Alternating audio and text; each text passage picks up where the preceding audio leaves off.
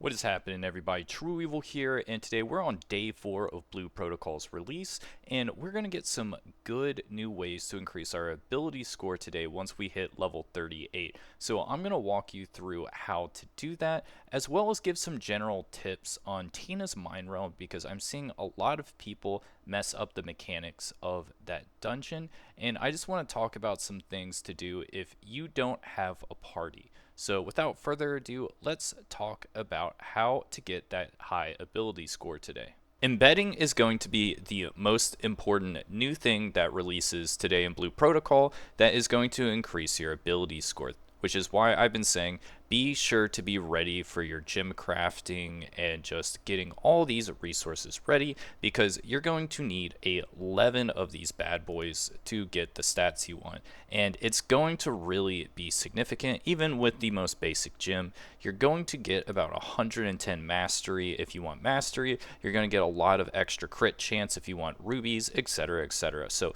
definitely, this is going to be the thing that's going to shoot your abilities score to be able to clear everything comfortably today. Now, the best part about today is that gem crafting is the new life skill, but it requires a lot less of these mastery coins than, say, other skills. And you're still going to need to use one for each type of gem you're going to get, but if you're only focusing on one class, that means you're only going to need to use one.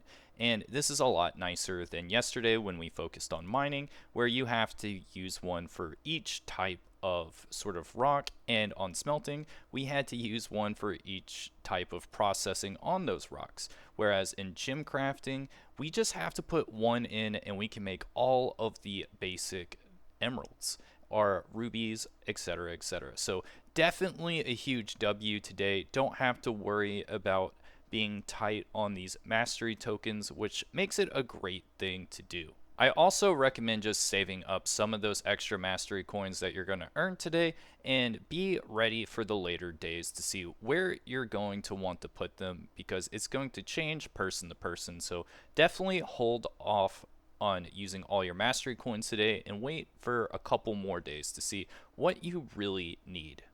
Now, for the rest of this video, I'm going to be giving tips on Tina's Mindrealm on hard, because this is giving some people trouble because there are a lot of one-shot mechanics, and I want to talk about how to do this with a match-made party. I'm not going to necessarily do it with a sweaty party that's going to be going for like just the quickest score, just to farm it as quick as possible. I think it's more important to do it with randoms, because that's going to make it, well, much harder and more complicated. So I'm going to give you my tips on how to play it with randoms and just some things to do. Now, the very first thing that you need to be prepared for when doing Tina's Mindrealm on hard is making sure that the tank knows the mechanics of the boss fight. And a really good indicator of this is how they pull on the first wave.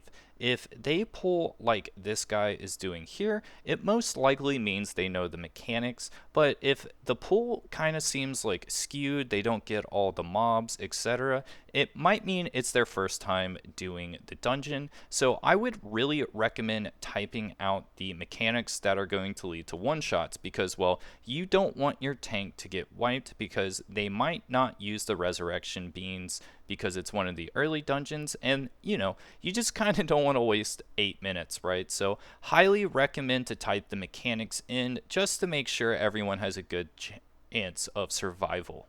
Now, I'm going to walk through the 3 big mechanics you need to know about to avoid anyone getting wiped during Tina's Mindrealm on the boss fight. And the most important one is going to be Void Sigil.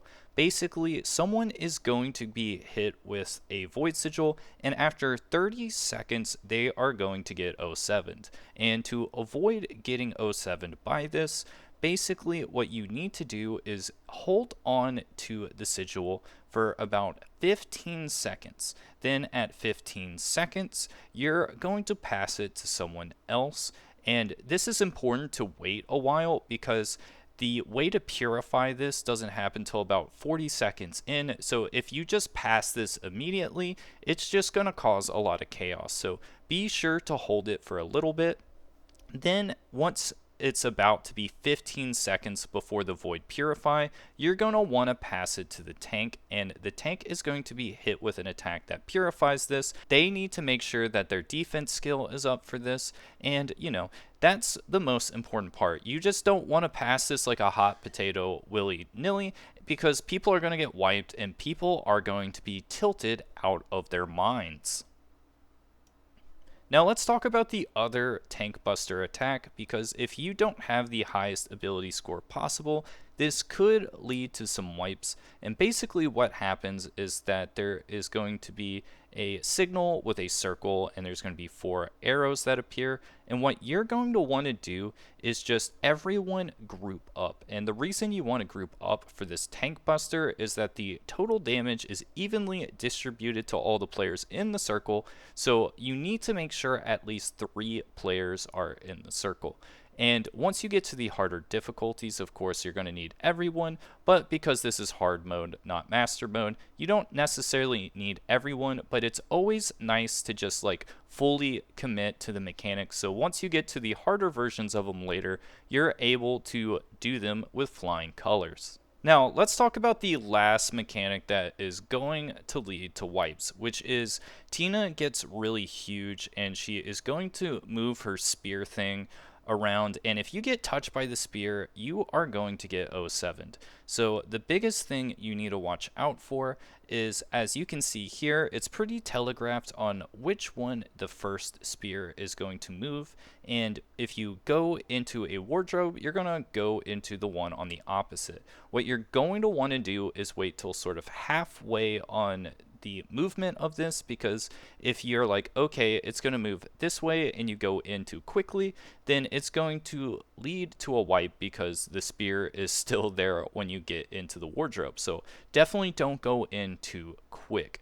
And another thing you need to watch out for is these circles. If you get in one of the circles and get hit by that, it roots you down, so you're going to get hit by the spear, and you don't want that. So in case if all the circles come down and there's really no way to get around it, a thing I would highly recommend to do is make sure you have your Phantom Dash not on cooldown, so you can Phantom Dash around the circles and make sure you get into the wardrobe and not get one shot, because it's going to feel really bad if you die to this mechanic, because it's even though it seems like it's really easy to dodge, it's kind of crazy how many people get slapped around by this. So if you're really mindful about those 3 big things, you're most likely not going to get wiped in this fight, and you're going to have a grand old time.